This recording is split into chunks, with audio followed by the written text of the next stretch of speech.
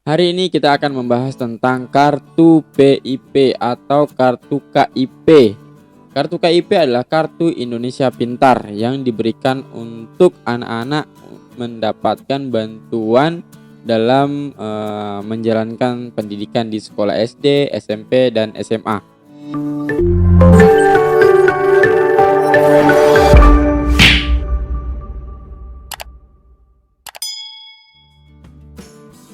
Assalamualaikum warahmatullahi wabarakatuh. Jumpa lagi dengan pendamping sosial project.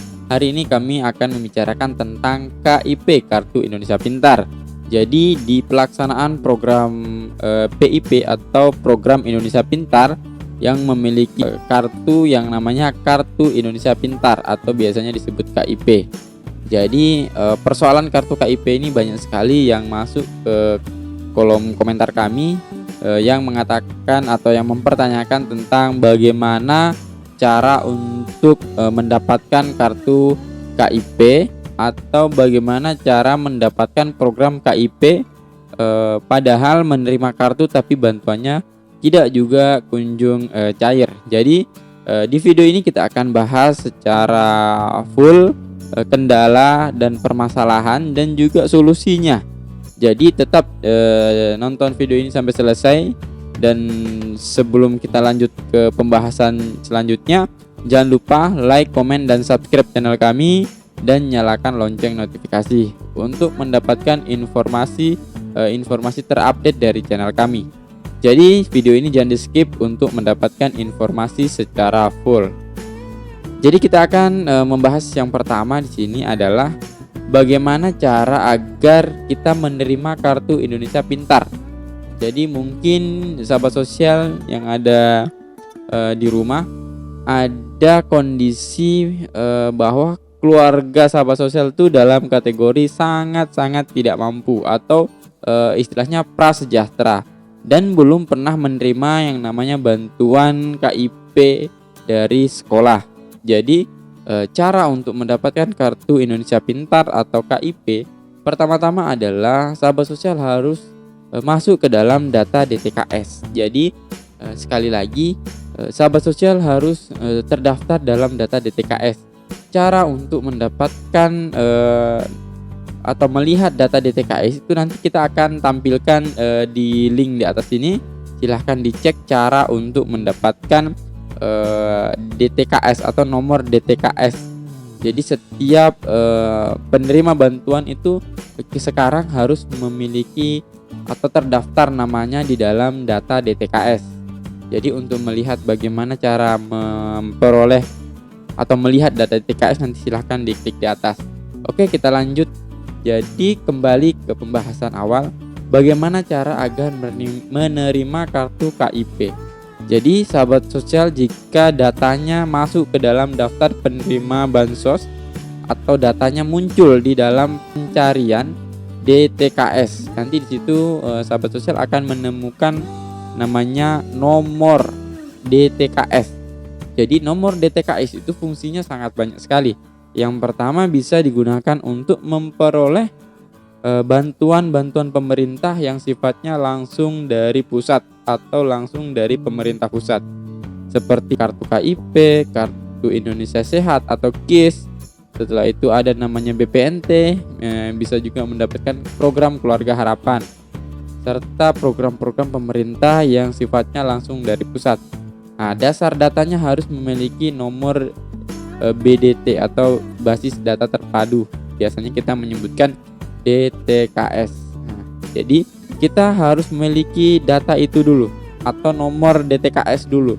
Jika kita memiliki data DTKS, data itu nanti yang kita gunakan sebagai dasar untuk mengajukan data anak-anak sekolah untuk menerima bantuan KIP dengan cara sahabat sosial bisa langsung ke pihak sekolah dan temui operator Dapodik dan pastikan data dari anak sahabat sosial sudah terinput data DTKS-nya di dalam istilahnya data identitas Dapodik dari sahabat sosial. Jadi pastikan namanya sudah sesuai, karena terkadang beda nama atau beda pengejaan.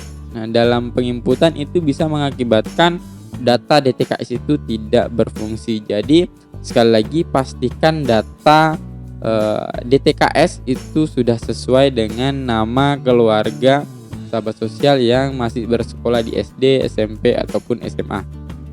Nah, itu cara untuk mendaftarkan atau melakukan pengajuan untuk mendapatkan kartu KIP. Selanjutnya, bagaimana agar kita bisa mendapatkan bantuan KIP ini secara berkelanjutan, seperti SD mendapatkan bantuan KIP, SMP dapat juga bantuan KIP, dan selanjutnya SMA dapat, dan selanjutnya bisa mendapatkan kartu KIP kuliah. Nah, seperti itu. Jadi di sini penting sekali kita ketahui atau kita pahami bagaimana alur supaya kita dapat memperoleh bantuan pemerintah ini. Karena jenjang pendidikan SD dan sampai jenjang kuliah itu memerlukan biaya yang sangat banyak. Jika kita dalam kondisi prasejahtera, itu akan sangat susah atau sangat sulit untuk menyelesaikan jenjang-jenjang pendidikan yang diprogramkan oleh pemerintah. Jadi di sini bagaimana agar kita bisa membuat kartu KIP itu berlanjut sampai ke jenjang kuliah. Yang pertama di sini pastikan data dari anak sahabat sosial yang ada di sekolah SD setelah lanjut ke sekolah SMP itu namanya tidak berubah. Contoh nama Muhammad, contoh Muhammad Rizky, seperti itu. Saat melanjutkan pendidikan ke SMP, maka namanya akan harus sesuai dengan data yang ada di SD, yaitu Muhammad Rizky. Tidak ada perubahan dari datanya. Jika ada perubahan sedikit saja, itu bisa membuat data kartu KIP yang ada di SD itu tidak bisa berlanjut di jenjang SMP. Itu pun berlaku untuk lanjut ke jenjang SMA.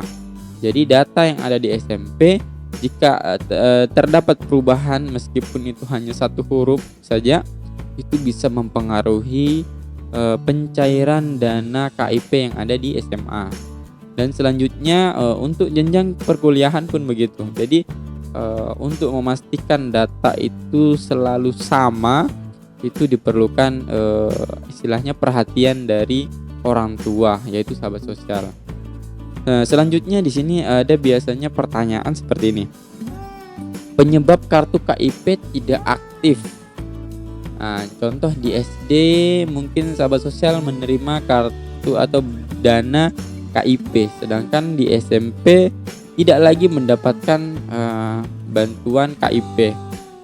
Jadi kalau untuk anak SD itu bantuan KIP-nya kurang lebih 450.000 per tahun ya.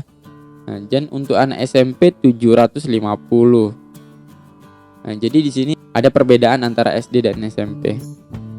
Jadi solusinya adalah pastikan data yang ada di SD dengan yang di SMP itu harus sesuai. Dari mulai nama, NIK, alamat itu mempengaruhi dari keaktifan kartu KIP dari mulai jenjang SD ke SMP, SMA dan sampai ke perguruan tinggi, yaitu KIP kuliah. Jadi seperti itu sahabat sosial, beberapa kendala dari KIP yang sebetulnya bisa diselesaikan di tingkat sekolah, yaitu melalui operator Dapodik atau istilahnya data peserta didik. Dan informasi yang kami terima ini berdasarkan dari pertemuan kami dengan Dinas Pendidikan. Jadi kami beberapa waktu lalu melakukan pertemuan dengan Dinas Pendidikan dan mengkonsultasikan permasalahan kartu KIP ini. Dan kami memperoleh ternyata kesalahan atau istilahnya miskomunikasi data itu berada di dalam penginputan data Dapodik dari SD ke SMP. Itu yang membuat program kartu KIP itu biasanya terhenti di itu jenjang SD berhenti, SMP atau SMA berhenti. Jadi memang solusinya adalah bagaimana kita memastikan data dari anak ke sahabat sosial sudah sesuai dari SD, SMP, dan SMA dan lanjut ke perguruan tinggi. Semoga dengan adanya program Kartu Indonesia Pintar ini, generasi Indonesia semakin meningkat ya jenjang pendidikannya, karena Indonesia memiliki program wajib belajar 9 tahun. Tapi dengan adanya program ini, semoga seluruh peserta didik itu bisa menyelesaikan studinya sampai ke jenjang perguruan tinggi melalui program pemerintah, yaitu KIP Kuliah. Jadi kartu KIP itu jangan sampai istilahnya hilang. Jadi memang harus disesuaikan. Kartu KIP itu tidak akan diganti dari mulai SD, SMP, SMA itu menggunakan kartu KIP yang sama. Yang ada di SD itu akan digunakan di SMP, yang ada di SMP akan digunakan kembali di SMA, dan itu kemungkinan juga akan dipakai sampai ke jenjang perguruan tinggi. Jadi tadi sudah kami jelaskan banyak ya tentang bagaimana cara menerima atau mengajukan sebagai penerima kartu KIP. Terus selanjutnya bagaimana membuat kartu KIP itu berlaku untuk SD, SMP, dan SMA dan lanjut ke perguruan tinggi. Selanjutnya bagaimana mengaktifkan kartu KIP yang tidak aktif, itu dengan cara tadi ya sudah dijelaskan yang pertama. Jika tidak aktif bagaimana cara penyelesaiannya atau solusinya bagaimana, sudah dijelaskan di video ini. Semoga video ini bisa memberikan pencerahan untuk sahabat sosial. Jika masih ada pertanyaan silahkan komen di kolom komentar. Semoga dengan sahabat sosial memberikan komentar, kami bisa memberikan istilahnya jawaban dari pertanyaan sahabat sosial. Karena biasanya jika video ini kita upload, banyak yang tidak paham dan tidak ingin bertanya. Jadi silahkan bertanya di kolom komentar agar kami bisa menjawab dari pertanyaan-pertanyaan dari sahabat sosial. Jadi mungkin seperti itu saja video yang kami tampilkan. Dan jika sahabat sosial baru menemukan channel kami, jangan lupa like, komen, dan subscribe channel kami dan nyalakan lonceng agar video-video terbaru kami bisa dinikmati atau diterima oleh sahabat sosial.